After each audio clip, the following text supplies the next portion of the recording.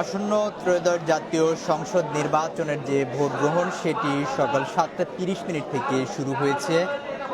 আমরা সকাল থেকে রাজধানীর বিভিন্ন কেন্দ্রে ঘুরেছি এবং সেই কেন্দ্রে আমরা দেখেছি উৎসবমুখর পরিবেশে যারা ভোটার রয়েছে তারা ভোট কেন্দ্রে আসছেন। এই মুহূর্তে রয়েছি ঢাকা 11 আসনে, যে আসন থেকে আসলে এনসিপির যে আহ্বায়ক রয়েছে নাহিদ ইসলাম তিনি প্রতিদ্বন্দ্বিতা করছেন।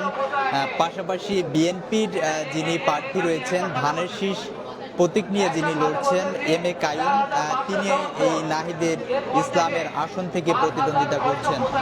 যদি জানাতে চাই, এই ঢাকা 11 আসনে মোট 4,39,078 জন ভোটার রয়েছে, যার মধ্যে 2,22,000-এর অধিক পুরুষ ভোটার এবং এর বাকি যে ভোটার সংখ্যা রয়েছে সেগুলো বা নারীদের ভোট রয়েছে।